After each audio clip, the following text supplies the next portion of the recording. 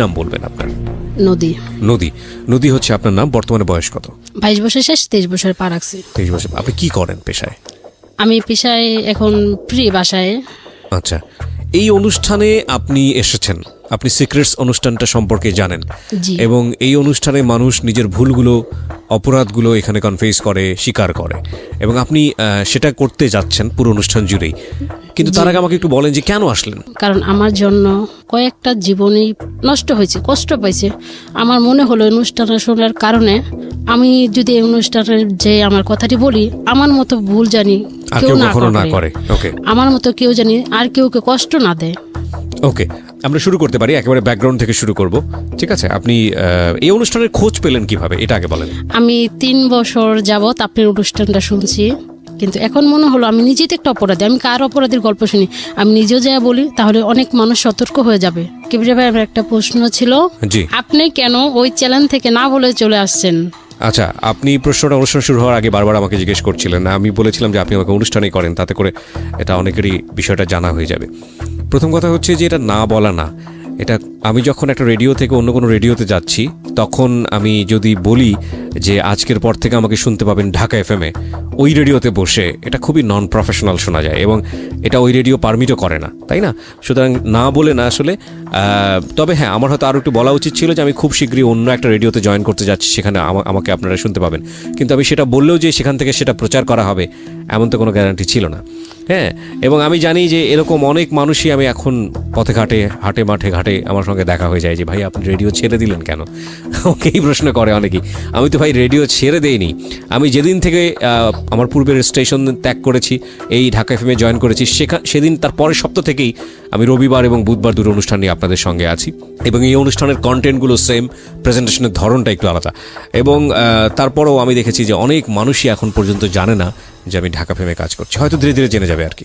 হ্যাঁ কিবরিয়া ভাই, কারণ আপনি যেদিন বলছেন আজকে অনুষ্ঠানে লাস্টে দিয়ে আমার কিছু কথা শুনতে পারবেন, সেদিন মানে কি কিবরিয়া ভাই কি বলতে চায়, এতদিন যাবত সেজন্য অপেক্ষা তো করছি। অপেক্ষা তো করার পরে দেখি সে আর চ্যানেলে থাকবে না। সে কোথায় যাবে, কি কারণে যাবে, কারণটা তো কি একটু তো জানাবে না, ফেসবুকে তো জানাবে। এর জন্য জানেন আমি অনেক কান্না করছি সেদিন, রাত আমার ঘুমেই হয়নি। কারণ আপনাকে আমি কখনো দেখিনি, আজকে আমার জীবনে প্রথম দেখা। তারপর আপনি কণ্ঠ শুনে আর আপনার ব্যবহার আচার এতটা ভালো, সেটা থ্যাংক ইউ। আমার সামনে বসে প্রশংসা করছেন, আমার কিছুটা বিব্রত লাগছে। Thank you very much. আপনাদের এই ভালোবাসা নিঃসন্দেহে সেটা আমার জন্য অনেক বড় পাওয়া, সৃষ্টিকর্তার কৃপা। আমরা মূল জায়গাটা থেকে শুরু করতে চাই। বুঝতে পেরেছি অনেকেই কষ্ট পেয়েছেন, কিন্তু ধীরে ধীরে খুঁজে পাবে আমাকে, আমি এটা বিশ্বাস করি। কারণ বাংলাদেশের লার্জেস্ট নেটওয়ার্ক হচ্ছে ঢাকা এফএম-এর। সো টুডে অর টুমোরো সবাই এটা জানবে, খুঁজে পাবে। ওকে, নদী, একেবারে ব্যাকগ্রাউন্ড যেটা বোঝাচ্ছি যে আপনি যে আজকে যে জায়গাটায় এসে উপনীত হয়েছেন, এবং আপনি বুঝতে পারছেন যে আপনার যে ভুলগুলো, অপরাধগুলো, সেই ভুল আর অপরাধের পেছনে তো একটা শক্তিশালী কারণ আছে। সেই ছোটবেলা থেকেই আমি শুরু করতে চাই যে কিভাবে আপনি ধীরে ধীরে এই জায়গাটায় এসছেন। আমার মা হেরা 3 ভাই, আমরা 3 বোন 2 ভাই। তখন আমার বড় বোন হলো, তারপরে আমি হলাম, তারপরে আমার আরেকটা বোন হলো। এই কারণে আমার আম্মু আমার ছোট খালাম্মার কাছে আমাকে দিয়ে দিল। দিয়ে দেওয়ার কারণে তখন আমার খালাম্মার শুধু নতুন বিয়ে হয়েছে, আমি শুনছি বড় হয়ে, তখন তার কোনো ছেলে মেয়ে ছিল না, তার হাজবেন্ড দেশের বাইরে থাকতো। এই জন্য আমার ছোট খালাম্মা আমাকে নিয়ে নিল। নিয়ে নেওয়ার পরে তারপরে আমার মা আমার কোনো খরচপাতি দিত না, আমার বাবাও দিত না, আমার খালাম্মা চাইতো না, বলতো আমার হাজবেন্ড বাইরে থাকে, তুই থাক, আমারই তো মেয়ে, বোনের মেয়ে, আমার মেয়ে। বয়স যখন 5 বছর, তখন আমার খালাম্মার ঘরে আমার একটা বোন হলো। বোন হওয়ার পরে তারপরে আমাকে স্কুলে ভর্তি করে দিল। আমি স্কুলে যাওয়ার সময় আমার বোনকে দিয়ে আসি, আবার নিয়ে আসি। তারপরে আস্তে আস্তে যখন আমি 6-এ উঠলাম, আমি আবার খুব সাইকেল চালাতে পছন্দ করতাম। আমি সাইকেল নিয়েই, স্কুলটা অনেক দূরে ছিল, সাইকেল চালিয়ে স্কুলে যাইতাম। সাইকেল চালিয়ে স্কুলে যাওয়ার পথে কয়েকটা ছেলে প্রশ্ন করতো, এই মেয়েটা কেন সাইকেল চালিয়ে স্কুলে যায়? সবাই তো এইভাবে সাধারণভাবে যায়, পায়ে হেঁটে যায়, এই মেয়েটা কেন এই সাইকেল চালা যায়? আমরা ওই মেয়ের পাশে পাশে যাব। ঠিক আছে, যাক, সেই নিয়ে আমি কখনো প্রশ্ন করি না। তারপরে একদিন একটা ছেলে বললো, নদী তুমি কেন সাইকেল চালায় স্কুলে যাও? এটা কোন ক্লাসের? আমি তখন 6-এ ভর্তি হয়েছি। 6-এ ভর্তি হয়েছেন? হ্যাঁ। বললাম কি, দেখো আমাদের বাসা থেকে অনেকটা লেট হয়ে যায়, আমার বোনকে স্কুলে পৌঁছাই দিয়ে আমার স্কুল যাইতে হয়, আমার পায়ে হেঁটে যাওয়ার এত সময় নাই, এর জন্য আমি নিজে সাইকেল চালাইয়া যাই। তারপরে বললো ঠিক আছে যাও। এইভাবে তো ছেলেরা খারাপ ভাবে, গ্রামে একটু গ্রাম সাইডে, এটা শহর হলে চলতো।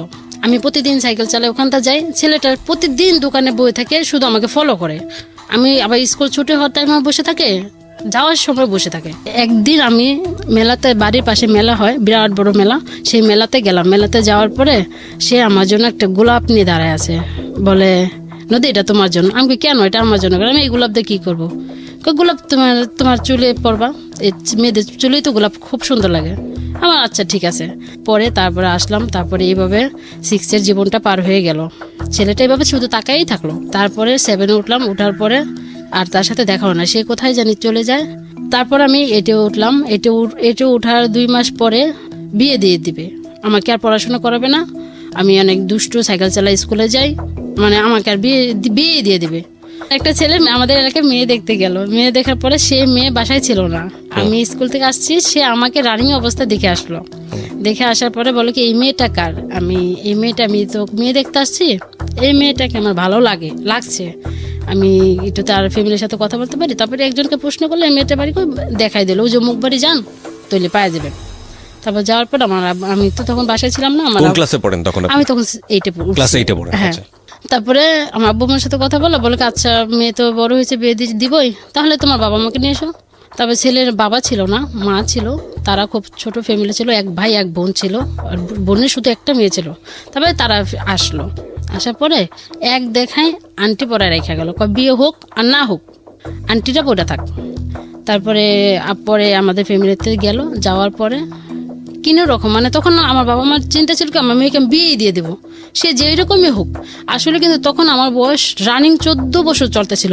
তখন আমার হাজবেন্ডের বয়স প্রায় 40-এর কাছাকাছি হয়েছে, কিন্তু তার টাকা পয়সা ছিল, অনেক টাকা পয়সা ছিল, কিন্তু এর জন্য বিয়ে দিবে। ছেলে হোক না বয়স্ক হোক, বয়স, তা তো টাকা আছে, বাড়ি আছে, গাড়ি আছে, মান সম্মান আছে, দিয়ে বিয়ে। মেয়ে তো অবশ্যই হ্যাপি থাকবে, সুখে থাকবে। তারপরে আমি তো ছেলেকে যে একদিন দেখছিলাম, তারপরে মানে পরে শান্তি পরে রেখে গেলো, তারপরে একদম সরাসরি বিয়ে। তারপরে বিয়ে ভালোই হয়েছে, মানে দুমদাম করে বিয়ে হয়েছে। বিয়ে হওয়ার পরে আমাকে যখন বাসা নিয়ে আসলো, তখন আমি দেখি, তারপর এখন নিজের চোখের সামনে দাঁড়ায় দেখি কি, যখন বাসর রাত্রে এটা কার সাথে বিয়ে দিছে, সে তো আমার মনে হয় আমার বাবার বয়সের সেম। সে আমাকে এই ছেলের সাথে কেন বিয়ে দিলে? আমি তারপর তাকে বললাম, আপনি আমাকে কেন বিয়ে করলেন? আমি তো তোমাকে বিয়ে করছি, তোমাকে একা বিয়ে করিনি, তোমার বাবা মাকে সাক্ষী রেখে বিয়ে করছি। তাহলে বিয়ে করছি, তারপরে ঠিক আছে সংসার করতেছি। তখন স্বামী কি জিনিস আমি বুঝতাম না। মাঝে মাঝে শাশুড়ির সাথেও ঘুমাই থাকতাম, মানে এই রুমও ঘুমাই থাকতাম, ওই রুমও ঘুমাই থাকতাম, মানে কোনো ছিল না। তারপরে বললাম কি, আমাকে এখন একটা ফোন কিনে দেবেন, আমি তো বাবা মার সাথে কথা বলতে হয়। কি বলবেন? ওকে এখন তোমার ফোন কিনে দরকার নেই, এখন তুমি ফোনটা কি করবে? তুমি এখন তোমার যখন একটা বেবি হবে তখন আমি তোমাকে ফোন কিনে দেবো, এছাড়া দিব না। আর ফোন তোমার চালানোও নিষেধ। আর একটা কথা সে বলে রাখছিল শুরু থেকে, তুমি কখনো পর্দা ছাড়া বাইরে যেতে পারবে না, তুমি সবসময় পর্দা করে বাইরে যাইবা, তুমি বিনা কারণে গেটের বাইরে বেরোতে পারবে না। আমার সে এখনো পর্যন্ত গেটের বাইরে বেরোতে দেয় না, গেটের বাইরে বেরোতে পারবো না। ঠিক আছে, তখন তো বুঝি না বেরো, গেটের বাইরে না বেরোলে কি হবে? পুরো পাশটা তো ঘরের ভিতরে থাকতেই পাইতাছি, তোর দরকার কি গেটের বাইরে দেওয়ার দরকার? তো যাই না। তো এমন কথা হতে একদিন সে আমাকে আমার বাবা বাড়ি নিয়ে যাওয়ার পরে, মানে বাবা বাড়িতে আসতেছি, তখন বাসে ওঠার পরে একটা লোক পাশাপাশি সিটে বলছে কি, ভাইয়া আপনার মেয়েকে কি শ্বশুর বাড়িতে নিয়ে আইতেছেন? আমি তখন এই কথাটা শুনে কি জানেন না, আমি অনেক কান্না করছি। আমি তারপরে থেকে ভাবি তার সাথে আমি আর কখনো বাইরাবো না। তখন আমি বোরকা ছাড়াই বাইরেছিলাম। যখন এই কথাটা বললো, আপনি কি ভাই আপনার মেয়েকে শ্বশুর বাড়িতে নিয়ে আসতেছেন? আমি কি রে, আসলে কি আমি এটা ভাবি? সে বয়স সবাই তো ভাবে, না হলে সে কেন এই কথাটা বলবে? তখন আমার হাজবেন্ড প্রশ্নের উত্তর দেয়নি, প্রশ্ন উত্তর না দিয়ে আমি কান্না করতেছি। তারপরে সেই লোকটা বুঝতে পারছে আমি তার ওয়াইফই হব, এর জন্য কান্না করতেছি। তারপরে বলল, থাক, মানুষের কথা কি হয়। তারপরে আমি বাসায় এসে কিছু বলিনি, আমি তারপরে এভাবে শুয়ে থাকার পরে তারপরে আমার আস্তে আস্তে মানে একটা বেবি পেটে আসলো। বেবি পেটে আসার পরে সে আমাকে এমনি তো বাসা থেকে বাইরে যেতে দেয় না, একদম নিষেধ। এখন যখন 1.5 মাস বেবির বয়স পেটে, তখন বললো তোমার এখন থেকে গেটের বাইরে যাওয়া একদম নিষেধ, শুধু ডাক্তার চেক আপ করবে, বাসায় এসে ম্যাডাম আসবে। 12 তারিখে ডেট ছিল, আমাকে 5 তারিখে সিজার করবে, নর্মালে বাচ্চা নেবে না। তবে 5 তারিখে নেওয়া যাওয়ার পরে মানে তখন আমার বয়স 16 বছর। নেওয়া যাওয়ার পরে হাসপাতালে অনেক ডাক্তাররা অনেকটা রাগ হচ্ছে, এত অল্প বয়সের মেয়ে, আপনি এখনই মা। তারপর ঠিক আছে, অপারেশন হলো, মেয়ে হওয়ার পরে তখন আমার হাজব্যান্ড তো অনেকটাই খুশি, অনেকটাই হ্যাপি তার মেয়েকে দেখে। কিন্তু বউ কি হলো সেটা দেখার তার প্রশ্ন ছিল না। মানে বউয়ের খবর না নিলেও চলবে, মেয়েটা ঠিক আছে কিনা এটা হচ্ছে খবর মূল না কথা। নিলেও হ্যাঁ। চলবে, আমার মেয়ে হয়ে গেছে, আমার একটা সংসারের হয়ে গেছে। তারপর ঠিক আছে, মেয়ে নিয়ে অনেকটা হ্যাপি। এখন হাসপাতালে রিলিজ করে আমি বাবা বাড়িতে নিয়ে যাবে, এখন বলে কি না আমার বাড়িতে যেতে হবে। আমার বাবা বলে কি না, আমার মেয়ে এখন তোমার বাসায় যে কিচ্ছু করতে পারবে না, এখন ঘাটে তো নামতে পারবে না, আমার মেয়ে আমার বাসায় থাকবে। তারপরে আমার হাজবেন্ড হাসপাতালের বিল সব পরিশোধ করে দিয়ে আমার বাবা বাড়িতে পাঠাইলো। তারপরে নিয়ে আসলো 12 দিনের দিনে। নিয়ে আসার পরে বেবিটা আস্তে আস্তে আস্তে আস্তে মানে মানে করতেছে, মানে এমনভাবে টক করতেছে জানি সে আমাকে ভুলে থাকতে পারে।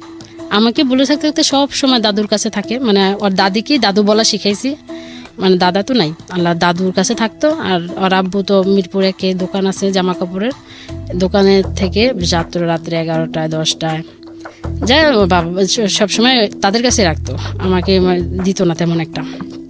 খাওয়া পড়া গোসল যা আছে সব করতো। করার পরে তারপরে একদিন তার আস্তে আস্তে দেখি কি তার শরীরে পরিবর্তন আসতেছে, মানে সে স্বাভাবিকভাবে সুস্থ না, আমি দেখতেছি শুধু অসুস্থ হয়ে যাচ্ছে। মানে আপনার মেয়ের কথা বলছেন আপনি? না, আমার হাজবেন্ডের কথা বলছি। আচ্ছা। মানে সেখান থেকে কি অসুস্থ হয়ে যাচ্ছে, মানে যখন আমি স্বামী কি জিনিস বুঝতাম না, মানে সে তখন একটু আগ্রহ ছিল। যখন আমি বুঝতে চেষ্টা করলাম সে আমার স্বামী, তাকে দিয়ে আমার সবটাই দরকার, তখন সে আস্তে আস্তে তো দুর্বল হয়ে গেল। দুর্বল হওয়ার তারপরে থেকে আস্তে আস্তে কিবরে ভাই মানে সে আলাদা রুমে থাকা শুরু করলো। এটা বিয়ের কতদিন পরে? বাচ্চাটা হওয়ার 6-7 মাস পরে থেকে। আচ্ছা, বাচ্চাটা হলো কত বছর পরে? বাচ্চাটা বিয়ে 3 বছর পরে হয়েছে। 3 বছর পরে হয়েছে, তার মানে 3.5 বছর 4 বছর পর্যন্ত আপনাদের রিলেশনশিপ একরকম ছিল, ভালোই বলা যেতে পারে। মানে একরকম না, মানে তখন আমি স্বামী কি জিনিস বুঝতাম, তখন আপনি বুঝতেন না, কিন্তু মানে যা স্বাভাবিক চলতো। আচ্ছা, কিন্তু তারপরে যখন আপনি বোঝা শুরু করলেন, যখন আমি সেই সময়টাতে সে আলাদা রুমে থাকা শুরু করলো, তাই বলতে চাচ্ছেন? আচ্ছা, ওকে, আমরা এখানে একটা বিরতি নেব প্রিয় শ্রোতা, ছোট্ট একটা বিরতি। আজকে যেই সিক্রেটসটা এখানে রিভিল হচ্ছে সেটা একটা মানুষের ব্যক্তি জীবনের গল্প, কিন্তু এটা আমাদের সমাজে কিন্তু এই ঘটনা একক না, খুব বেশি রেয়ার না। এই ভদ্রমহিলা কত বড় ভুল করেছে বা কত সিক্রেটস সে আজকে এখানে রিভিল করবে সেটার ব্যাকগ্রাউন্ডে রয়েছে আমরা। ছোট্ট একটা বিরতির পর আমরা আবারও ফিরবো মাত্র সিক্রেটসে। আপনারা শুনছেন ঢাকা FM 90.4। এই অনুষ্ঠান চলাকালীন সময় আমাদের ইউটিউবে আপলোড হচ্ছে, আপনি চাইলে ইউটিউবে চলে আসতে পারেন এবং অবশ্যই আমাদের চ্যানেলটি সাবস্ক্রাইব করতে ভুল করবেন না। সাবস্ক্রাইব করার পর পাশের বেল বাটনটি অন করে দেবেন, তাহলে আপনার সেলফোনে আপনি জানতে পারবেন আমরা কখন কখন নতুন কন্টেন্ট আপলোড করছি। আমাদের ইউটিউবের ঠিকানা হচ্ছে www.youtube.com/DFM904। আমি আবারও বলছি youtube.com/DFM904। প্লিজ সাবস্ক্রাইব করবেন। প্রিয় শ্রোতা, আপনাদের অসংখ্য অসংখ্য অনুরোধে, চাপাচাপিতে এবং জোর করাতে একটা বিশেষ অনুরোধ আমাকে রাখতে হচ্ছে। সেটা হলো, বেশ কিছুদিন আগে বইয়ের ব্যাপারে আমি একটা অফার দিয়েছিলাম যে বইটি যদি আপনি প্রিয় মানুষকে উপহার দিতে চান এবং তাকে যদি আমার পক্ষ থেকে কিছু লিখে দিতে চান, তাহলে সেই সুযোগটি থাকছে। মাত্র 2 দিনের জন্য অফারটি দেবার পর অসংখ্য অনুরোধ আসে এবং এরপর অফারটি বন্ধ হয়ে যায়। আমি সবার জন্য এই অফারটি আরও একবার ওপেন করছি। এখন থেকে শুরু করে আগামী 2 দিন আবার ওই অফারটি আমি দিচ্ছি। যদি আপনি এই বইটি কাউকে উপহার দিতে চান, যে বইটি বাজারে এসছে আমার, জীবন গল্প এবং সিক্রেটস, এবং তাকে যদি আপনি কিছু লিখে দিতে চান, তাহলে যেটা করতে হবে, আপনাকে ফোন দিতে হবে এই নাম্বারে। নাম্বারটি হচ্ছে 0963871771। আমি আবারও বলছি 09638771771। ফোন দেওয়ার পরে আপনি কল সেন্টার থেকে কিছু নির্দেশনা পাবেন, সেই নির্দেশনা অনুসারে আপনি কাজ করবেন এবং আমি অতি দ্রুত আপনার হাতে বইটি পৌঁছানোর ব্যবস্থা করব। এই অফারটি শুধুই এই নাম্বারে ফোন করে যারা বইটি অর্ডার করবেন তাদের জন্য প্রযোজ্য, অন্য কোথাও থেকে এই অফারটি প্রযোজ্য হচ্ছে না। শুধু এই নাম্বারটি থেকে যারা বইটি অর্ডার করবেন, অ্যাডভান্স অর্ডার, ঢাকা সহ সারা বাংলাদেশে। হ্যাঁ, নদী, আমরা যেখানটায় ছিলাম তারপর আমি মানে মাঝে মাঝে বলি কি, আপনি কেন এই রুমে থাকেন? বলে আমার তো কাজ থাকে, ব্যবসা বাণিজ্য করি, ব্যস্ত থাকি, তোমার কাছে তো মানে এতটা বেশি বয়সে এত রাত পর্যন্ত রাত্রে জেলা কাজ করলে হিসাব টিসাব করলে তুমি তো বিরক্ত হবে। আমি কি সব সময় আপনি তো কাজ করে আমার রুমে যেতে পারেন, আমি ঘুমাইতাম, আমি ভাবতাম সে আসবে, আমি তারপরে মানে অপেক্ষা থাকতে থাকতে ঘুমাই পড়তাম। এখন দেখি কি রাত পাটে সকাল হয়ে গেছে, এখনও সে আসেনি, ওই রুমেই শুয়ে পড়ছে। তারপরে শুয়ে থাকার পরে তারপরে একদিন আমি নিজের থেকে ওই রুমে গেলাম। ওই রুমে যাওয়ার পরে আমি বলছি আমি এখন আপনার কাছে কিছু চাই। এখন তুমি কি চাও? আমি আপনার স্ত্রী হয়ে যা যেতে পারি তাই চাই। কয় সরি আমি এখন দিতে পারবো না। দিতে পারবেন না কারণটা কি? আমি এখন সন্দেহ ঢুকলো, সে কেন এমনটা করে, কেন একটা স্বাভাবিক ছেলে তো এমনটা করবে না। আমার বেবি হয়েছে দেখে আমার কাছে আসে না, না কি কারণটা কি আমি এখন জানবো। আরো মানুষও তো বেবি হয়, তার হাজবেন্ড কি তাকে রেখে চলে যায়? তারপরে এখন দেখি মানে সে এখন বাসাও আসে লেট করে, মানে ভাবে আমি এখন যদি তাড়াতাড়ি বাসায় যাই, সে তো অবশ্যই আমাকে এই প্রশ্নটা করবে, আমার কাছে আসতে যাবে, এই জন্য সে লেট করে বাসায় ফিরত। হ্যাঁ মানে আগে আসতো 9টা 10টা অথবা 10:30। এখন দেখি 12টা 1টা এমন আছে, 2টো বেজে যায়। বাসা আসার প্রশ্ন করলে বলে এই বন্ধুদের সাথে ছিল, এটা ছিল ওইটা ছিল। তাহলে দেখি এখন সে আমাকে কিন্তু সময় দিচ্ছে না। এমন সময় একটা বিয়ের প্রোগ্রাম পড়লো, নাচ করতে পারি বিয়ের অনুষ্ঠানে, মানে আর কেউকে দাওয়াত না করলো, মানে বিশেষ করে আমাকে দাওয়াত করবে, মানে কারণ আপনি গিয়ে নাচানাচি করবেন। ওকে, ওদিন বিয়েতে তো গেছি, মানে বাচ্চা তখন এই 9-10 মাস হবে। মানে আমার শাশুড়ি বাবা ভালো ছিল, বলতে আচ্ছা ঠিক আছে তুমি যাও, বাচ্চা তো পিটার খায়, বাচ্চা আমি দেখে রাখছি। আমি দেখে রাখছি, যাও। মানে আমরা মানে একটা বিয়ে হলে সবকিছু আলাদা করে কিনে নিই, যে ধরেন আজকে এই বিয়েতে জামদানি পরবো, মানে সবাই এক কোয়ালিটি জামদানি, মানে ওই রকম সবাই। আমার শাশুড়ি আবার টাকা দিল, বল আচ্ছা ঠিক আছে নিয়ে আসো গা। নিয়ে আসলাম, তারপরে আমরা পার্লারে সেজে প্রোগ্রামে যাওয়ার পরে সেরকম পরে আমার হাজবেন্ড কিন্তু যায়নি। তারপরে তো গায়ে হলুদ গেল, তারপর তো বরযাত্রী, মানে হিন্দুদের বিয়ে তো রাত্রে হয়, তাহলে আমাদের এখানে 11টা থেকে 12 সাবার পোড়াবাড়ি বিয়ে। জি, তারপরে আমাদের মিরপুর থেকে যেতে তো বেশি সময় লাগে না, 12টার দিকে গেল, 3টা লকডাউনে বিয়ে, তাই 1টা বাজে যায় পৌঁছাই যাবো। তারপরে আমার হাজবেন্ড বরযাত্রীতেও যাবে না, কিন্তু আমাকে যেতে হবে, কিন্তু আমারও এনজয় করতে ভালো লাগে, আমিও যাই থাকি, সবসময় তো মন মোটা হয়ে থাকি, তাহলে যাই মজা করি। তারপরে যখন আমি সাভারে গেলাম পোড়াবাড়ি যেতে, আমি এখানে থামিয়ে আপনাকে একটা প্রশ্ন করতে চাই। ইন দ্য মিন টাইম আপনি আপনার, যেহেতু এটা একটা বেসিক নিড মানুষের জীবনে, আপনি আপনার হাজবেন্ডকে কোনো ভালো ডাক্তার দেখিয়েছেন, বা সে নিজে কোনো ডাক্তার দেখিয়েছে, বা আপনি তাকে বলেছেন যে তোমার যে শারীরিক সমস্যা আছে সেটা নিয়ে তোমার ডাক্তার কাছে যাওয়া উচিত? হ্যাঁ, কিভাবে আমি ডাক্তার দেখাইছি ওই সময়টাতে বিয়ে বাড়ির ঘটনার আগে দেখাইছি। আচ্ছা, দেখানোর পরে ডাক্তার বলছে সব কিছুরই একটা শেষ আছে, মানে আপনার হাজবেন্ড বিয়ে করছে লেট করে ঠিক আছে, কিন্তু আগে বাইরে সময় কাটাইছে, এই কারণে এই জিনিসটা হয়ে গেছে। বাইরে সময় কাটিয়েছে মানে হচ্ছে তার বাইরে অন্য মেয়েদের সঙ্গে তার সম্পর্ক ছিল। জি জি। ওকে, যেটা বুঝতে পারছি যে ডাক্তার যেটা বললো যে এটা আসলে ট্রিটমেন্টে গেলেও এটা কিওর হওয়ার মতো ব্যাপার নেই, না ঠিক হবে না। ওকে ঠিক আছে, বলুন তারপরে যে বিয়েতে গেলাম, তারপরে তখন আমার একটা পার্সোনাল সিম ছিল, মাত্র 2-3 দিন আগে। যে হঠাৎ একদিন মানে ওই রাত্রেই চিটাগাং থেকে একটা ফোন আসলো রং নাম্বারে। তারপরে আমি খেয়াল করতে পারলাম না, 1 আসলো না 2 আসলো। তারপর বললাম কি আপনি কোনটায় ফোন দিয়েছে? বলো কি 22-এ ফোন দিয়েছে। আমি কি এই নাম্বারটা আপনি কোথায় পেলেন? বললো কি মন থেকে নিছি। মন থেকে নিয়েছেন কেন? নিলাম মন থেকে মানে ওই ছেলেটা মন থেকে নাম্বারটা নিজের থেকে, মনটাকে মানে ছেলের মন থেকে, ও আচ্ছা আচ্ছা, নিজের মন থেকে অজান্তেই টিপে বের করেছে। হ্যাঁ, ইচ্ছা করে নাম্বারটা বানায় আমার ফোনে কল আসছে। যদি কোনো ছেলে হয় আমি বন্ধু করব, আর যদি কোনো মেয়ে হয় আমি প্রেম করব। ওই কি রিয়া স্বাভাবিক কথা কেন বলেন? তারপরে বিয়ে হলো। বিয়েতে মানে ছেলেটা তখন অনেক ফোন দিচ্ছিল, মানে আমিও কথা বলছিলাম। তারপরে আমি ভাবি থাকি একটু ফান করি, মজা করি, একটা বিয়েতে আসছি এমনি তো মজা, আরো মজা করি। তারপরে ওই বিয়েতে মানে বিয়ে হতেছে, তারপরে মাঝে যখন ভিডিও আসে তখন ফোনটা আমি রেখে দিই, মানে রাইনা থেকে রেখে দিই। তারপরে বিয়ে হলো। বিয়ে হওয়ার পরে তখন ভিডিও ক্যাসেট বাইরে এসে তখন দেখে আমার অনেক নাচ, সবার নাচের তো আমার নাচের বেশি। তখন আমার হাজব্যান্ডকে মানে তারা আবার কিছু নাচ ভিডিও করে রাখছিল ফোনে, ওইটি ফেসবুকে ছাড়ছে। আমার হাজব্যান্ডের সাথে ফ্রেন্ডশিপ তো চলে আসছে। তারপর বলে দেখো তুমি বিয়েতে যে এমন করে নাচো, তোমার তো পর্দা ছাড়া বাইরে যাওয়া নিষেধ। আপনি নিষেধ করছেন ঠিক আছে, এতে বাড়ি ঘরে বিয়ে যেতেই হবে, আর তো আমার বাবার বাড়ি এলাকা না, আপনার এলাকায়। তারপরে বললে ঠিক আছে আর কখনো কিন্তু বিয়ের প্রোগ্রামে যেতে পারবে না। আমি বললাম এখন আমি আপনার কথা আমি আর রাখতে পারবো না, আপনি আমাকে কোনো দিক দিয়ে হ্যাপি করতে পারতেছেন না, আপনি কেন কি দিতে তোমাকে হ্যাপি করতে পারতেছি না, টাকা পয়সা যা লাগে সবই তো দিতেছি, আমাকে দিলে কি হবে, আমি তো নিজে অসুস্থভাবে বসবাস করতেছি। তখন মাথায় বুদ্ধি আসলো এইভাবে একা জীবনের থেকে কারোর সাথে বন্ধুত্ব করে জীবন কাটানো ভালো হবে। আমার সময়টা তো কাটবে, আমার মনটা তো ভালো থাকবে। একা একা জীবন মনে হয় চলবে না। কিন্তু এই যে কথাটা আপনি বললেন, এখানে আমার কিছু জিনিস জানার আছে। একটা যেটা হচ্ছে যে আপনার হাজবেন্ডের একটা বড় সমস্যা ছিল, সেটা ঠিক আছে, কিন্তু এছাড়া বাকি যে দায়িত্বগুলো পালন করা উচিত, আপনাকে একটু সময় দেয়া কিংবা অন্যান্য কাজে সহযোগিতা করা, আপনাকে প্রায়োরিটি দেওয়া বিভিন্ন কাজে, এগুলো সে করতো ঠিক মতো? জি না, কি এগুলো সে করতো না? না, মানে সকালে 8টার দিকে দোকানে যেত, দুপুর সকালেও বাইরে খাইতো, দুপুরেও বাইরে খেত, শুধু রাত্রে মাঝে মাঝে রাত্রে বাসায় খেত, না 3 বেলায় সে বাইরে খেত। তার মানে আপনার সঙ্গে দেখা শুধু ওই রাতের সময়টুকু, তাও হতো না কারণ সে অন্য রুমে থাকতো? হ্যাঁ, স্বপ্নের মতো।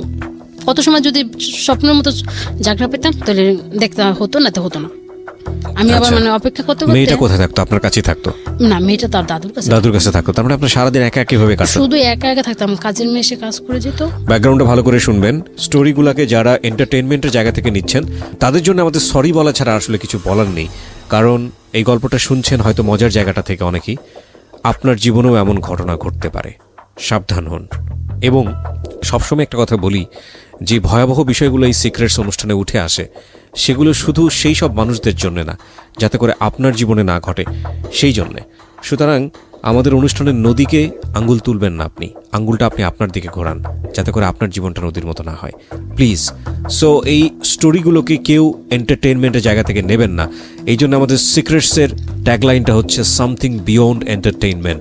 এন্টারটেইনমেন্টের বাইরের কোনো কিছু, এন্টারটেইনমেন্টের চেয়ে বেশি কোনো কিছু, যেটা আসলে শুধু এন্টারটেইনমেন্ট বললে কম বলা হয়। বলুন, তারপরে কি হলো?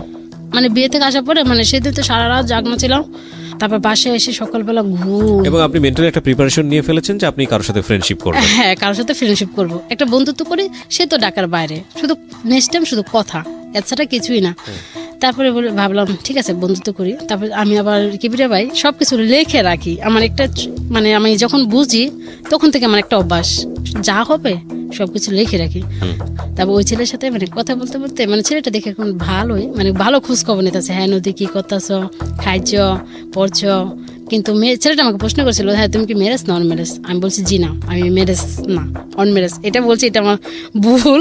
তারপর আপনার সামনে বলছি মানে আনম্যারিড, হ্যাঁ, বিয়ে হয়নি আপনার? হ্যাঁ, বিয়ে হয় নাই, তবে শেষ। মানে এমন কথা অনেক মজা করে কথা বললো, মজা করে মানে 10 দিন কথা বলার পরে 11 দিনের দিনে রাত্রে। আপনার নিশ্চয়ই খুব ভালো লাগছিল? হ্যাঁ, অনেক ভালো লাগছিল। 10 দিনের পর 11 দিনের দিনে সে রাত্রে ফোন দেয়, বলতেছে নদী আমি তো এখন চিটাগাং থেকে ঢাকা। আপনি রাতেও কথা বলতে পারতেন কারণ আপনার হাজবেন্ড আপনার হ্যাঁ, আমার পাশে থাকতো না তো। পরে বলতেছে কি নদী আমি তো এখন ঢাকা আসতেছি। আমি কেন তুমি ঢাকা আসতেছো কেন?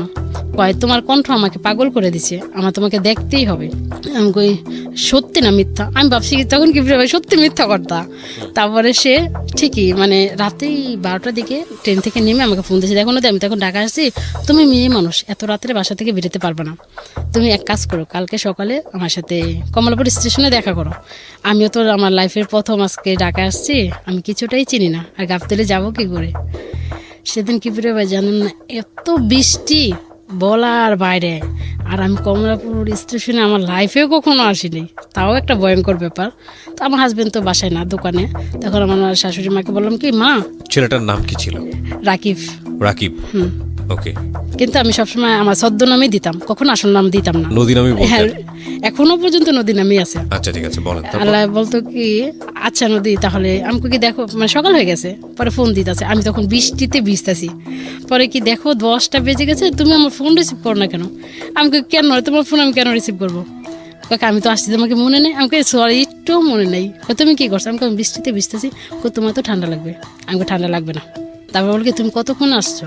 আমি বলি কি আমি তো যা তো কখনো যাই নাই, তাও তো 1.5 ঘন্টা 2 ঘন্টা লাগতে পারে, জামও পড়তে পারে। তা বলে কি আচ্ছা তুমি তাড়াতাড়ি আসো, আমি আবার বিকালে যাইতে হবে, এখন তো অলরেডি 10টা বেজে গেছে, এবং তুমি আস্তে আস্তে 1:30 2টা বাজতে পারে, বিকালে ট্রেনে আমার যাইতে হবে।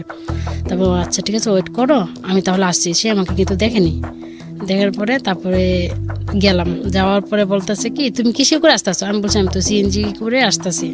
সে কয় কি আচ্ছা বলো তুমি অ্যাড্রেসটা দাও, তোমার পরনে কি, মানে আমি বলছি আমি তাও কিছু দেবো না, দেখি তুমি আমাকে চিনতে পারো কিনা। তারপর আচ্ছা ঠিক আছে অ্যাড্রেস দিতে হবে না, তুমি আসতেছো এটা তো শিওর? আমাকে হ্যাঁ এটা শিওর। তারপরে বলে তারপর আমি যখন সিএনজিতে নাইমে ভাড়া দিচ্ছি তখন আমাকে সে ফোন দেয়, বলে তোমার মাথায় কি লালন না?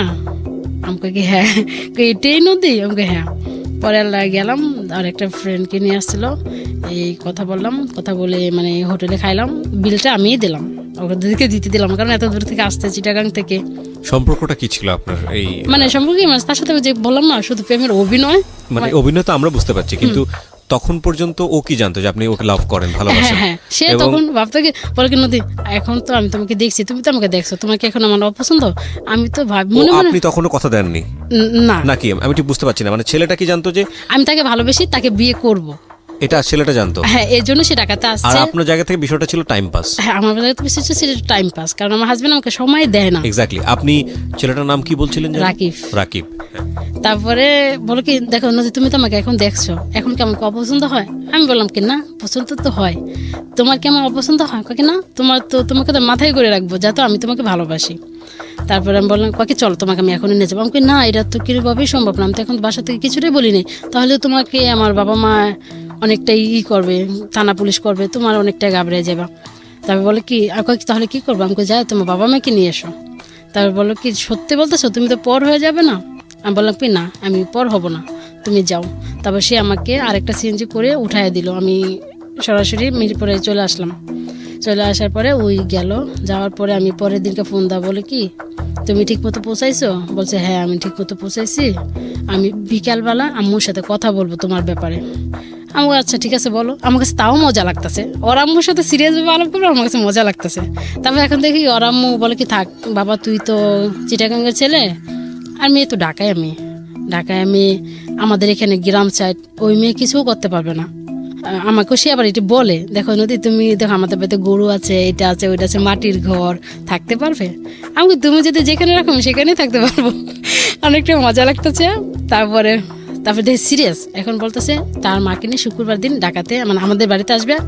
তারপরে শুক্রবার দিন আসবে শিওর, বলে তোমার বাবা মাকে বলে রাখো আমি আসবো, তোমার বাবা মা যদি না দেয় আমি তোমাকে তুলে নিয়ে আসবো, তুমি তো রাজি? আমি বললাম হ্যাঁ আমি রাজি, তুমি এসো। তারপরে তুলে নিয়ে আসবো। তারপরে দেখি সিরিয়াস আসবে, সব কিছু গুছাই নিছে, ওর মা বাবা বড় ভাই আসবে। তখন রাকিব চলে আসবে? হ্যাঁ, রাকিব চলে আসবে আমাকে নেওয়ার জন্য, অথবা যে কোনো একটা করার জন্য। আপনার বাড়িতে আসবে আর কি, মানে কি বলে এটাকে, বিয়ের দাওয়াত, কি বলে, মানে সম্বন্ধ নিয়ে আসবে, প্রস্তাব নিয়ে আসবে। হ্যাঁ। তারপরে আমি বৃহস্পতিবার দিন রাত্রে ওর সাথে কিছুক্ষণ কথা বলে একদম সিমটাই বন্ধ করে দিলাম, ওই জন্য আমার কিনার খোঁজ খবরই না পায়। কতদিনের সম্পর্ক? মাত্র 17 দিন হয়েছিল। মাত্র 17 দিনের মধ্যে এরকম সিরিয়াস হয়ে গেছে? হ্যাঁ, কিন্তু আমার কণ্ঠ ভালো ছিল। আমি এখনো পর্যন্ত ছেলেদেরকে পটাইতে মনে হয় 1 মিনিটও লাগে না। আপনি দিনরাত 24 ঘন্টা রকিবের সঙ্গে কথা বলতেন? ওই 17 দিন, 24 ঘন্টা না, ধরেন 24 ঘন্টা আমি যে 4 থেকে 5 ঘন্টা সময় ওরা দিতাম। এই প্রতিদিন 4 থেকে 5 ঘন্টা? হ্যাঁ। এই পর্যায়ে আমরা একটা বিরতি নেব, বিরতির পর আবারও ফিরে আসবো সিক্রেটসে। আপনারা যারা আমাদের এই অনুষ্ঠানে কান পেতে আছেন তাদের প্রতি কৃতজ্ঞতা। যারা এই অনুষ্ঠানটিতে অংশগ্রহণ করতে চান নিজের জীবনের সিক্রেটসগুলো নিয়ে মানুষকে সংশোধন করবার জন্য, আপনার মতো ভুল যাতে না করে সেই আহ্বানটি সবাইকে করবার জন্য তারা চলে আসতে পারেন।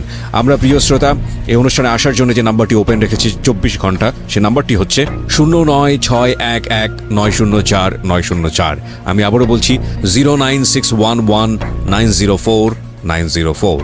ফিরছি 2 মিনিট পর। বিরতির পর আরও একবার স্বাগত জানাচ্ছি সিক্রেটসে। আপনারা শুনছেন ঢাকা FM 90.4। এই অনুষ্ঠান চলাকালীন সময় আমাদের ইউটিউবে আপলোড হচ্ছে। আপনি চাইলে ইউটিউবে চলে আসতে পারেন এবং অবশ্যই আমাদের চ্যানেলটি সাবস্ক্রাইব করতে ভুল করবেন না। সাবস্ক্রাইব করার পর পাশের বেল বাটনটি অন করে দেবেন, তাহলে আপনার সেলফোনে আপনি জানতে পারবেন আমরা কখন নতুন কন্টেন্ট আপলোড করছি। আমাদের ইউটিউবের ঠিকানা হচ্ছে www.youtube.com/DFM904। আমি আবারও বলছি youtube.com/DFM904। প্লিজ সাবস্ক্রাইব করবেন। প্রিয় শ্রোতা, আপনাদের অসংখ্য অনুরোধে, চাপাচাপিতে এবং জোর করাতে একটা বিশেষ অনুরোধ আমাকে রাখতে হচ্ছে। সেটা হলো, বেশ কিছুদিন আগে বইয়ের ব্যাপারে আমি একটা অফার দিয়েছিলাম যে বইটি যদি আপনি প্রিয় মানুষকে উপহার দিতে চান এবং তাকে যদি আমার পক্ষ থেকে কিছু লিখে দিতে চান তাহলে সেই সুযোগটি থাকছে। মাত্র 2 দিনের জন্য অফারটি দেবার পর অসংখ্য অনুরোধ আসে এবং এরপর অফারটি বন্ধ হয়ে যায়। আমি সবার জন্য এই অফারটি আরও একবার ওপেন করছি। এখন থেকে শুরু করে আগামী 2 দিন আবার ওই অফারটি আমি দিচ্ছি। যদি আপনি এই বইটি কাউকে উপহার দিতে চান, যে বইটি বাজারে এসছে আমার জীবন গল্প এবং সিক্রেটস, এবং তাকে যদি আপনি কিছু লিখে দিতে চান তাহলে যেটা করতে হবে, আপনাকে ফোন দিতে হবে এই নাম্বারে। নাম্বারটি হচ্ছে 09638771771। আমি আবারও বলছি 09638771771। ফোন দেওয়ার পরে আপনি কল সেন্টার থেকে কিছু নির্দেশনা পাবেন, সেই নির্দেশনা অনুসারে আপনি কাজ করবেন এবং আমি অতি দ্রুত আপনার হাতে বইটি পৌঁছানোর ব্যবস্থা করব। এই অফারটি শুধুই এই নাম্বারে ফোন করে যারা বইটি অর্ডার করবেন তাদের জন্য প্রযোজ্য, অন্য কোথাও থেকে এই অফারটি প্রযোজ্য হচ্ছে না। শুধু এই নাম্বারটি থেকে যারা বইটি অর্ডার করবেন, অ্যাডভান্স অর্ডার, ঢাকা সহ সারা বাংলাদেশে। হ্যাঁ, নদী, আমরা যেখানটায় ছিলাম তারপরে ওই তো মানে হয় আমাকে অনেক বিশ্রাইছে, আমি তখন এতটা ফিল করিনি। রাকিব শেষের পরে মানে আমার বাবা বাড়িতে আমাকে যেতে দিছে। এখন কিছুদিন আমার ভাই অসুস্থ ছিল, তারপরে এই জন্য আমাকে যেতে দিচ্ছে আমার হাজবেন্ড, মানে 2 মাস থাকতে পারবো। তখন আমাদের বাড়িতে আবার কাজ করতেছিল, ছাদ জ্বালাই দিব। তখন আমার আব্বু বলতেছে, মানে একটা ড্রাইভারের নাম্বার বলতেছে, এই নাম্বারটা আমি বলি, তুমি একটু এই নাম্বারটা লিখে দাও। তা আমি বলছি খাতায় না লিখে আমার ফোনে সেভ করে ফেলাইছিলাম। তো আমি কতদিন পর আব্বুর নাম্বারটা দিচ্ছি, সঙ্গে সঙ্গে দেওয়ার পরে মানে নাম্বারটা তো আমার ফোনে ছিলই। তারপরে আমি ওর একটা মিস দিলাম, মিস দেওয়ার সঙ্গে সঙ্গে ওই ব্যাগ দিল। ব্যাগ দেওয়ার পরে অনেকটা দুষ্টামি করতে করতে, আমার বোনও ছিল তখন, আমার বোনটা অনেকটা বড় হয়ে গেছে, তখন দুষ্টামি করতে করতে অনেকটা কথা বলতে বলতে মানে ওই আমাকে প্রেমের অফার করা শুরু করলো। এখন থেকে ভালোই তো কথা তো হচ্ছে। আমি তাকে একদিন বলছি, তুমি কি ঢাকার না ঢাকার বাইরে? সে বলছে আমি চাঁদপুরের, কিন্তু মিথ্যা কথা, সে ছিল ঢাকারই। ওকে, নাম কি ছিল? তার নাম ছিল ইসলাম। ওকে, কিন্তু তাকে আমি কখন ইসলাম বলে ডাকতাম না, সব গাড়ি চালাইতে তো সবসময় রানিং এ থাকতো, এই জন্য তাকে আমি রানিং বলে ডাকতাম। ওকে, এই যে 5-6 মাস মানে সম্পর্ক বয়স হলো, মানে কি দেখা নাই, শুধু কথা। কিন্তু হচ্ছে আমাকে অনেকটা লাভ করতো মনে হয়। মানে একদিন যদি তার সাথে আমি কথা না বলতাম, পরের দিন আমার ফোনে 200 টাকা পাঠিয়ে দিত। আমাকে এত টাকা পড়ে কেন, এত টাকা দাম করবো? এমন সময় আমার ফোনে 5000 টাকাও জমে গেছে, প্রতিদিন 100 টাকা করে পাঠাইতো। একদিন কথা না বলে 200 টাকা পাঠাইতো। তাই আমি চলতে চলতে বলে কি, নদী আমি তো এখন বর্ষাকাল ফ্রি আছি, তোমার সাথে একটু দেখা করতে চাই, মানে মিরপুর মাজার রোড দেখা করতে আসবে। বলকে আসবে তো? পরে আমি আচ্ছা ঠিক আছে আসবো। বলছে আচ্ছা ঠিক আছে, আমি বাসা থেকে বাইরে যেতেছি, তুমিও বাইরে যাও। মানে তখন মাথায় একটা কাজ করছে, বাসা থেকে বাইরে যেতেছে, আমারও বাইরে, তো তাদের চাঁদপুর থেকে আসতে কি এত সময় লাগে, এত কম সময়? তখন বলছে এখানে একটা ফলের দোকান আছে, তুমি এখানে দাঁড়াও। যারপর দেখি সে রিক্সা করে, সাদা লুঙ্গি পরে, কালো শার্ট পরে, মানে মানে আশেপাশে তো আসলে যেভাবে আসে ওইভাবে আসছে। এখন দেখি সে মানে তার সাথে আমার সম্পর্ক হয়েছে, এটা আমি বিশ্বাসই করতে পারি না। সে এত সুন্দর, এত স্মার্ট, এত বিশ্বাস করতে পারি না। তারপরে সেদিন অনেক সময় চটবাড়ির দিক দিয়ে রিক্সা করে ঘুরছি, 500 টাকা রিক্সা ভাড়া নিচে। ঘোরার পরে এই ছেলেটা কত নাম্বার ছিল? 2 নাম্বার। 2 নাম্বার। ওকে, ঘোরার পরে আল্লাহ বললো কি আচ্ছা ঠিক আছে, এখন বাসায় চলে যাও, অন্য এক সময় দেখা হবে না। পরে আমি ওই বাসায় যাওয়ার পরে আমি ওকে প্রশ্ন করলাম, সত্যি করে বলো তুমি কোথা থেকে আসছো, আর তোমার বাসাটা খুব চিনা চিনা লাগে। আমি আগেও বলছি, এখনো বলি। বলে কি আচ্ছা বললে তো তুমি যাবে না, তুমি তো মানে ঢাকায় মেয়ের ছেলের সাথে কখনো কথা বলতে চাও না, আমাদের বাড়ি তোমাদের এলাকার আশেপাশে বৈলাপুরে, তার থেকে তো আমার কাটতে হবে। সে যে এলাকার এমন আছে, আজকে দেখা করছে, কালকে এমন আছে, কথা বলতে বলতে বলতে পারে আমি তোমাকে নিয়ে এমন এক জায়গায় যাবো। আমার তখন এটা পছন্দ হয়নি। তারপর আস্তে আস্তে তাকেও ব্লক করলাম। ব্লক করার পরে ওই বিভিন্ন নাম্বার ফোন দেয়। তারপর যা সিমটাই বন্ধ করে দিলাম। সিমটা বন্ধ করার পরে এমন করে 2টা সিম হয়ে গেল। আমি 6-7 মাস পরে ওইটা বন্ধ করে আবার নতুন করে সিমটা, ওই আগে সিমটা ওপেন করছি। খোলার সাথে 3-4 দিন পরে সে আমাকে ফোন দিছে, রাকিবি দেখুন কি নদী তোমার ফোন বন্ধ কেন, তোমার কি হয়েছে? আমাকে দেখ রে ভাই, আমার অবস্থা না খুবই খারাপ ছিল রে ভাই, ফোনটা হারাই গেছে, সিমটা হারাই গেছে, আর উঠাইতে পারিনি, এই জন্য তোর সাথে আমার দেখা হয়নি, কথা হয় নাই। আচ্ছা এখন তুমি কেমন আছো? আমাকে এখন আমি ভালো আছি। বাকি এখন আমি আসি, তোমাকে বিয়ে করবো তো, আমি তো এখনো তোমার জন্য পাগল আছি। আমাকে তুমি বিয়ে করবে? আমার তো বিয়ে হয়ে গেছে। এটা আপনি বললেন? মানে এটা বললেন এই কারণে যাতে করে সম্পর্কটা শেষ হয়ে যায় আর না আগায় সামনের দিকে। তারপরে ওর মানে ওই একটা হোটেলে জব করতো, স্টাফ ছিল, আর ওর একটা মামা ছিল। মামা কি মানে সমান বয়সে 2-1 বছর বড় ছোট হতে পারে, মানে হোটেলের ম্যানেজার ছিল। মানে ওই অনেক মেয়েদের সাথে অনেক দুষ্টামি করে দেখে, আর মানে ওর ফোনটা মামার কাছে জমা রাখতো। তা মাঝে মাঝে আমিও ফোন দিলে আল্লাহ মামা রিসিভ করে বলতো কি আচ্ছা আপনি পরে ফোন দেন, আমি ওই আসলাম বলবো। তারপরে মামার সাথে 2-1 দিন কথা বললাম। মামা তারপরে আমার নাম্বারটা মামার ফোনে সেভ করে নিল, আমি বুঝতেও পারিনি। এক সময় মামা আমাকে কয়েক মাস পরে ফোন দিল। ফোন দিয়ে বলো কি তুমি কি নদী? আমাকে হ্যাঁ আমি নদী। আমি কন্ট্রোশনে বুঝতে পারছি এটাই সেই মামা। আর তারপরে বুঝতে পারার পরে বলে কি আমি তোমাকে একটা কথা বলতে চাই। আমাকে কি? আমি না তোমাকে অনেক বেশি ভালোবাসি, আমি সেটা তোমাকে জানাইতে চাই। আমাকে কেন ভালোবাসবে? আচ্ছা আমি ওই মামা ডাকতে থেকে আমিও মামা ডাকতাম। আমাকে ঠিক আছে, এটা পরে আমি আপনাকে উত্তরটা দেবো। সেদিন ছিল 5 তারিখ। বলে আচ্ছা তুমি আমাকে 6 তারিখে উত্তর দিবা। তারপরে আমি 6 তারিখে ভাবলাম আমি এখনও উত্তর বিশ্রয় পাইনি, 7 তারিখে দিব। তারপর ভাবলাম তার সাথে মজা করছি, তার মামার সাথে একটু মজা করি, টাইম পাস তো টাইম পাসই, আর সে তো ঢাকার বাইরে। তারপর সেই মামার সাথে কথা বলতে বলতে 7 তারিখে বললাম হ্যাঁ বলার পরে তারপরে কথা চলছি। আবার এই 3-4 ঘন্টা কথা চলছে। কথা চলার পরে মামা একে বলকে আমি তো তোমাকে সম্পর্ক করছি, আমি তোমাকে বিয়ে করব। আমি বলি, কিভাবে বিয়ে করবে? ফোনে বিয়ে করবো। আমি বলি, ফোনে বিয়ে করবে কিভাবে? ফোনে কোন সময় বিয়ে হয়? তুমি তো আমাকে দেখলো না। ওকে, আমি তোমাকে দেখি নাই, তোমার কণ্ঠ শুনে আমি তোমাকে ভালোবাসি। তুমি আমার ফেসবুক আইডিতে ঢুকে আমাকে দেখো। আমি চাবো না তুমি আমাকে ফ্রেন্ডশিপ পাঠাও না, শুধু আইডিতে ঢুকে আমাকে দেখো। তারপরে ঠিকই আমি তাকে দেখলাম, দেখি কি আছে মোটামুটি ভালো। আমি বলি, থাক, দেখছি তো ছেলে হলে হয়েছে। মানে আপনার ভিতরে একটা পৈশাসিক আনন্দ হচ্ছিল তখন আর কি, ছেলে ultimately। হলে হয়েছে, যেমনই ছেলে হলে হয়েছে। তারপরে 15 তারিখে বলে আমি একটা মাজারে যাবো, সেদিন ছিল শুক্রবার। আমি একটা মাজার যাবো, মাজারে যে আমি যা যা বলবো তুমি মানে হ্যাঁ বলবে। আমি কাছে ঠিক আছে, মানে মাজারে গেল, যাওয়ার পরে বিয়ে যেভাবে হয় ওইভাবে মানে বলতেছিল। তারপর লাস্টে বলে কি আচ্ছা তুমি কবুল বলো। তারপর 3-3 বার কবুল। আমি এমনি মজা করে বললাম, আমি তো মজা ফান।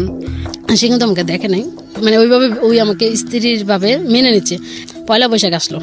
পয়লা বৈশাখ আসার পরে মানে ওই আমাকে বলতেছে, আর তুমি তো আমার স্ত্রী, তুমি তো আমার কাছে কখনো কিছু চাও না, শুধু নেক্সট টাইম তোমার ফোনে যখন কিছু টাকা না থাকলে আমি শুধু টাকাটা পাঠাই, এছাড়া কিছু চাও না। তাহলে এখন পয়লা বৈশাখে তোমার জন্য 5,000 টাকা পাঠাই, একটা বিকাশ নাম্বার দাও। আমি কি না 5,000 টাকা কেন পাঠাবা? আমার তো কিবরিয়া ভাই মানে টাকা পয়সার কিন্তু কিছু অভাব নেই, আমি টাকা দিয়ে কি করবো? আমার শুধু একটা এনজয় করা, মজা করা, এটাই। তারপরে তোর তুমি আমাকে স্বামী হিসেবে মানো না? আমি কি মানবো না কেন? তোর টাকা নিবে না কেন? আমি বললাম আচ্ছা এখন লাগবে না, এখন রাখো, আমার যদি কখনো দরকার লাগে আমি তোমার কাছে চেয়ে নেবো। আচ্ছা ঠিক আছে, আমি রেখে দিলাম, তুমি কিন্তু চেয়ে নিবে, এটা আমাকে সাবধান। একসময় বুঝতে পারলো এত ওয়েটিং এ, ওর বাবা মা বুঝতে পারলো এত আমার ছেলের ফোন দোকান থেকে আসার পরে এত ওয়েটিং এ কেন থাকে। মানে ওর বাবা মা ওর জানার আমতেই একটা মেয়ে ঠিক করে রাখলো। ওর মার অসুস্থর কথা বলে ওকে বাসায় নিয়ে গেল। বাসায় নিয়ে যেয়ে ওকে জোর করে বিয়ে করে দিল। পরে সে বাসর ঘর থেকে বউ রেখে আবার রিটার্ন চিটাগাং চলে আসলো। তারপর বাবা মা তো বিস্তারিত আছে আমার ছেলে কই গেল। পরে ও যেদিন আসছে আইসে আমাকে ফোন দিছে, কি তুমি অনেক টেনশন করছো? আমি হ্যাঁ আমি তো অনেক টেনশন করছি। আমি তুমি কি ঠিক আছো? আমি তো ঠিক নাই। কেন? আমি কেন, কি হয়েছে? কি জানো, আমার জীবনে একটা দুর্ঘটনা ঘটছে। কি হয়েছে? আমার বাবা মা আমাকে বিয়ে করে দিছে। তাহলে কবে বিয়ে করলো? কাকে আমি আজকে বিয়ে করে মানে বউ রেখে আমি কালকে বিয়ে করে আজকে চলে আসি রাত্রে ট্রেনে। এটা কে বলতেছে? রাকিবের মামা। রাকিবের মামা বলছে? হ্যাঁ, আমাকে কেন চলে আসছে? একটা মেয়েকে বিয়ে করলে কেন চলে আসছে? রাকিবের সঙ্গে তো আপনার সম্পর্ক ছিল, পাশাপাশি ছিল, নাম্বার চেঞ্জ ছিল। রাকিব তো ব্লক করা অবস্থায়, এখন রাকিবের মামার সঙ্গে সম্পর্কটা আছে। ওকে। তারপরে আমাকে কেন চলে আসলে? তাহলে তুমি যাও, মানে তারপরে বাবা মাকে ফোন দেয়। তারপরে মেয়ে কি আর এইভাবে থাকবে এই বাড়িতে? তারপর মেয়ে বাবা বাড়িতে চলে গেছে। মানে এমন করে আবার ঈদ চলে আসছে, রোজার ঈদ চলে আসার পরে তারপর বলে কি দেখো কি বলো, আমি কি বাসায় যাবো? আমাকে বাসায় যাবে না কেন? যাও। কি আচ্ছা ঠিক আছে যাই। কিন্তু যাওয়ার পরও মেয়ের সাথে কিন্তু নাই। তারপর তখন একটা করে এলো, মানে ওর মেয়ের গার্জেন বললো কি বলছে বলে, তুমি আমার মেয়েকে বিয়ে করছো, তাহলে এইভাবে রেখে চলে গেলে কেন? এইভাবে কি আমার মেয়ে থাকবে? আপনাদের মেয়েকে বিয়ে করার আগে কি আমাকে প্রশ্ন করছিলেন? যদি না থেকে নিয়ে যান। তারপরে তখন মেয়ের কাবিন ছিল 5 লাখ টাকা। তখন বলো কি সারাসারি করতে হলে 3 লাখ টাকা দিতে হবে। তবে সে বললো আমাকে 2 থেকে 3 মাসের সময় দেন, আমি 3 লাখ টাকা দিয়ে আমি ডিভোর্স পেপার পাঠিয়ে দেবো। আমি তখন ভাবি সে মেয়েটার জীবনটা কেন সে নষ্ট করবো? আমারটা তো টাইম পাস, আমি তো রিয়েল না। তখন আমি মনে মনে এই কথাটা ভাবতেছি আর মানে তার থেকে একটু মানে সরতেও চেষ্টা করতেছি, দেখি তার থেকে একটু সরতে পারি কিনা। বলে আমি এখন চিটাগাং থেকে কক্সবাজার ট্রান্সফার হয়ে যাব, আমি তোমাকে নিয়ে ওখানে নিয়ে থাকবো। মানে আবার না বললে কষ্ট পাবে, কারণ তাকে তো আমিও এখন একটু ভালোবাসতে শুরু করছি। তারপরে বলি আচ্ছা ঠিক আছে, যেটা ভালো পাবে সেটাই করো। তারপরে এই সময় আরেকটা ছেলে চিটাগাং থেকে এই একইভাবে শুধু রং নাম্বার আবারও ফোন আসছে। ফোন আসার পরে মানে আবার সে মেসেজ করছিল প্লিজ কল মি, মানে কলটা ব্যাক করতে বলছিল। তারপরের দিন আমি ব্যাক দিয়েছি, ব্যাক দেওয়ার পরে দিয়ে একটা ছেলে মানে চিটাগাং বাসায় কথা বলো তো আমি বুঝতে পারি না, কি বলে না বলে কিছুই বুঝি না। তারপরে মানে কথা বলতে 1 সপ্তাহ মতো কথা বললাম। আমি এখন ভাবি কি থাক, ওকে তো আমার বলতে হবে, যে করেই হোক তাকে বলতে হবে। একদিন ছেলেটা অনেকটাই ভদ্র ছিল, সে মুরগির ব্যবসা করে। তারপরে সে 2টার দিকে মানে খাওয়া দিয়ে বাসাতে বাইরে আমাকে ফোন দিছে, মানে যাবে 4টার দিকে, মানে বাসা থেকে বাইরে আমাকে ফোন দিছে। ফোন দেওয়ার পরে কথা মানে বলতেছে। তারপর আমাকে আচ্ছা অনেক কথা তো শুনলাম, আমি আপনার সাথে একটা কথা বলতে চাই। কি কথা বলো? তারপরে বললাম আমি না আপনাকে ভালোবাসি। আপনি কি বলেন? হ্যাঁ বলেন অথবা না বলেন, যে কোনো একটা এখনই বলেন, তাহলে বলক মারবো। তারপরে বলে কি ঠিক আছে তুমি একটা কথা বলছো, আমি এটা এখন অ্যান্সার দিব না, দিব পরে। আমি কতক্ষণ পরে? দিব পরে, এটাই। তারপরে তখন 2টার আড়াইটার দিকে বলছি। তারপরে এমন করতে মানে কিছুক্ষণ পরে ফোন দেয়, কিন্তু আমাকে কি অ্যান্সার কি বলছি না এখন না পরে। তারপরে রাত 3টা বেজে গেল। তখন ছিল বুধবার, আপনার অনুষ্ঠান ছিল 1টা পর্যন্ত, আমার অবশ্যই জেগে থাকতে হবে। তারপর অনুষ্ঠান শোনার পরে আবার ফোন দিয়েছি, পরে বল কি আচ্ছা আমি আর 1-1.5 ঘন্টা লাগবে, ফ্রি হয়ে তোমাকে জানাবো। তারপরে ফ্রি হয়ে জানালো হ্যাঁ আমি তোমার অ্যান্সারে রাজি। রাজি হওয়ার পরে তারপরে মানে এবার কথা চলতে আছে, ওর মাল শেষ হয়ে যায় 3টা 3:30, ওই বাসা যায় 6টায় 7টায়, মানে তখন পুরো কয়েক ঘন্টা আমাকে সময় দেওয়ার পরে মানে রাকিবের মামা আমাকে লক দিচ্ছে। তখন আমি না ঠিক আছে, আমি যেটা বুঝতে পারছি সেটা হচ্ছে যে আপনি চাচ্ছেন রাকিবের মামার বিয়ের সংসারটা ভেঙে না যাক, হ্যাঁ হ্যাঁ, এবং এই জন্য আপনি মানে আস্তে আস্তে ওর জীবন থেকে সরে যেতে চাইতেছি। মানে যখন অন্য কারোর উপর ইনভলভ হচ্ছেন। হ্যাঁ ওকে, আমি ভাবছি তাকে আমি 3-4 ঘন্টা সময় দিলাম, এখন যদি আমি 2 ঘন্টা সময় দিই আমার আস্তে আস্তে ও কমে যাবে। এটা তো আপনার জন্য নেশার মতো হয়ে গেছে, হ্যাঁ, আপনার আমার কারো না জন্য কারোর সঙ্গে সেটা- কথা বলতেই হয়, হ্যাঁ না হলে আপনার ভালো লাগে না, রাইট? হ্যাঁ আমারও কথা বলতে হয়। Okay. তারপরে আমি তার লাইফ থেকে সরে যাবো, অন্য কারো লাইফে যাই একটু এনজয় মজা করব। তারপর আমি এখন ওই ছেলের সাথে কথা বলে মাঝে মাঝে রাকিবের মামা আমাকে ফোন দিয়ে ওয়েটিংয়ে পায়। আমার ফোন ওয়েটিং পেলে ওর মাথা অটোমেটিক গরম হয়ে যাবে। আর ওই যে মিঠু এই ছেলেটা অনেকটাই ভালো, মানে ওয়েটিংয়ে পাইলো, মানে একটা ভুলভাল দিয়ে একটা প্রশ্ন দিয়ে কাটে পেতাম। তাহলে ভাবি 2টা সিম নেই, 2টা ফোন থাক, তাহলে দুজনকে সময় দিতে পারবো। তারপরে ওই রাকিবের মামা কি করলো, এক পর্যায়ে মেয়েটাকে ডিভোর্স দিয়ে দিল। ডিভোর্স দিয়ে দিল? হ্যাঁ, ডিভোর্স দেওয়ার আগে আপনার সঙ্গে কথা বলেছিল যে এরকম? না আমাকে বলে নেই। ডিভোর্সটা কি আপনার কারণেই হয়েছে? আমি ভাবি মনে হয় আমার কারণেই হয়েছে। আমি তো যদি তাকে এমন করে ভালোবাসার অফার না করতাম, মানে এমন করে না জড়াইতাম, তাহলে তো মনে ডিভোর্স তো হতো না। কিন্তু আপনার সঙ্গে জড়ানোর পরে তো সে বিয়ে করেছে, হ্যাঁ তাহলে সে বিয়ে কেন করলো? বিয়ে বাবা মা জোর করে করছে। যদি বলছে যদি বিয়ে না করস তাহলে আমি আর তোর বাবা মারা যাব। ঠিক আছে, ঠিক আছে, তো ডিভোর্স হয়ে গেল। হ্যাঁ, তারপরে মানে কথা বলতে বলতে মানে এক সময় দেখি কি মানে ওয়েটিংয়ে পাইলো, রাত বাজে 2টা, মানে ওই ছেলেও ফোন দিছে, ওইও মিঠুও ফোন দিছে, রাসেলও ফোন দিতেছে।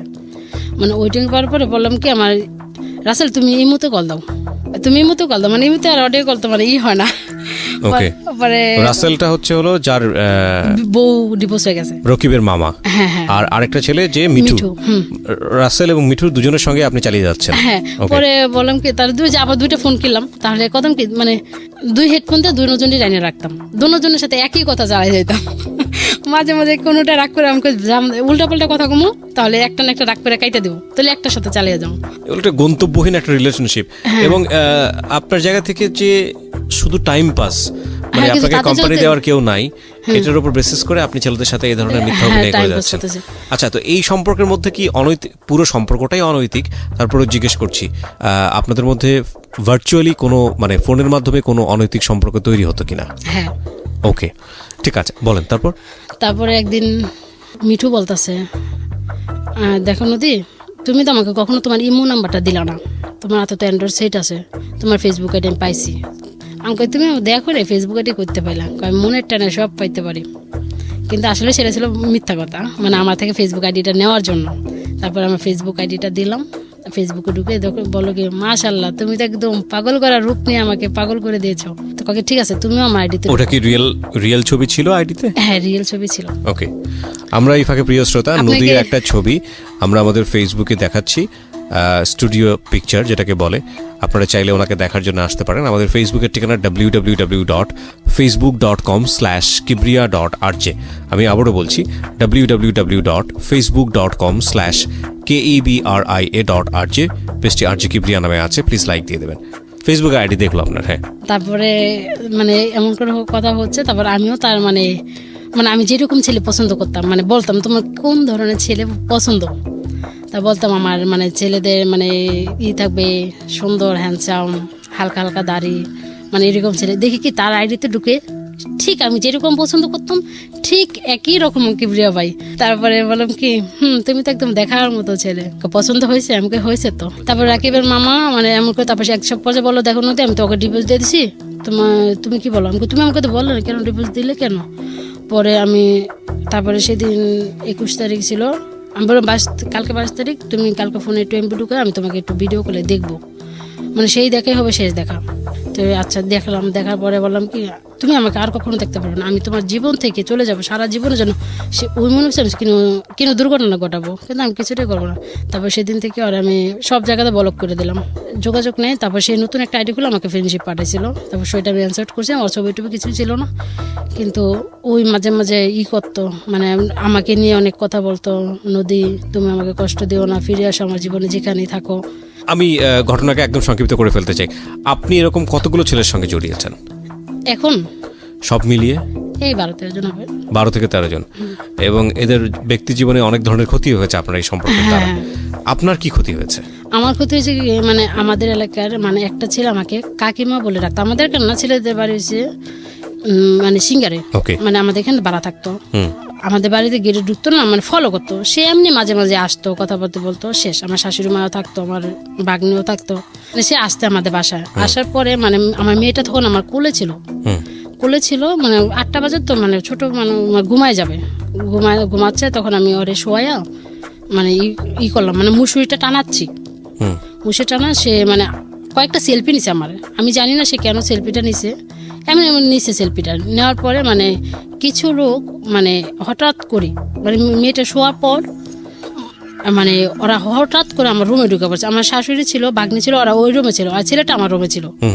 মানে হেরা ভাবছে কি না কি কথা, কি বুঝবে। আজকে আমি সত্য কথা বলতেছি, তার সাথে আমার এমন কোনো সম্পর্ক ছিল না। হঠাৎ করে আমার রুমে এসে বলা যায় তুই এই বেতে সুস্কে লেগা, বলার পরে সেও থুতুপুতু খাই গেছে। কি রে, কি হলো, কি কারণে এলাম, কি হলো। পরে তাকে অনেক মারলো। আমাদের বাড়ির পাশে একটা ক্লাব আছে, মানে এলাকার নেতা ফেতাদের, ওরা ওই ক্লাবে নিয়ে গেলে অনেক মারলো, কিন্তু আমাকে কিছু বলে নেই।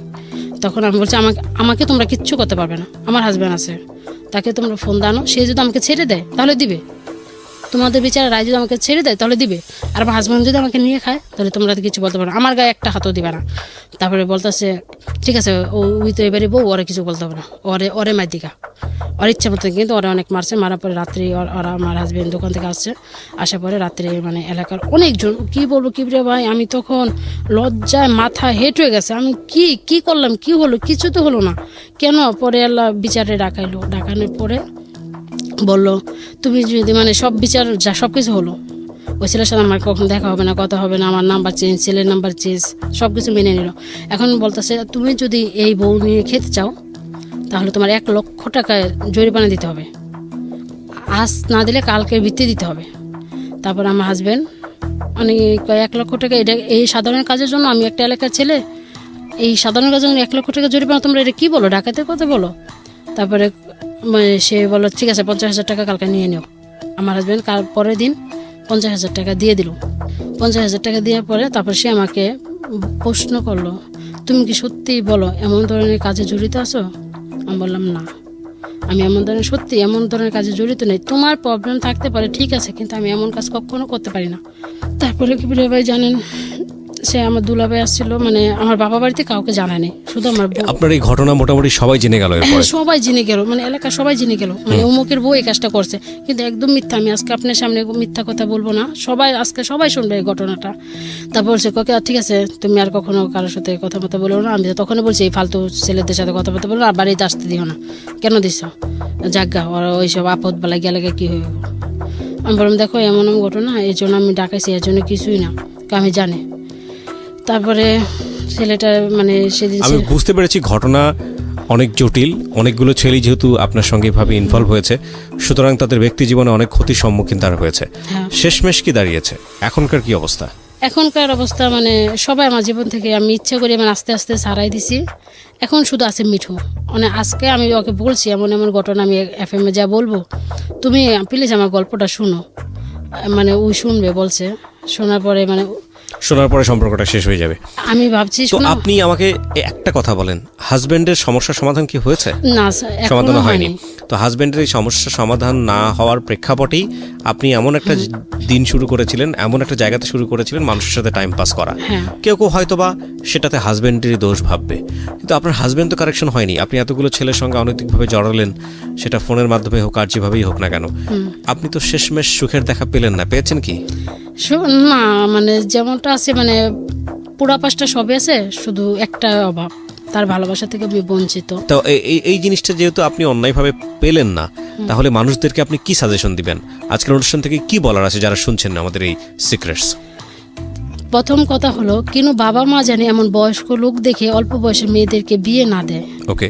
দ্বিতীয় প্রশ্ন হলো আমার মতো করে জানি কেন ছেলেদেরকে না ঠকায়। ওকে।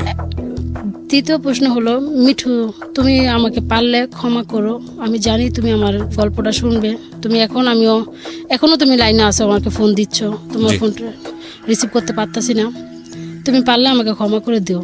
তুমি শপথ নিয়েছিলে তুমি মারা যাওয়া পর্যন্ত বিয়ে করবে না, তুমি আমাকে দেখে বিয়ে করতে রাজি হয়েছো। এবং কিবরিয়া ভাই আমি যে 100% বলে দিচ্ছি, দেখো আমার একটা বিয়ে হয়েছে, আমার একটা মেয়েও আছে।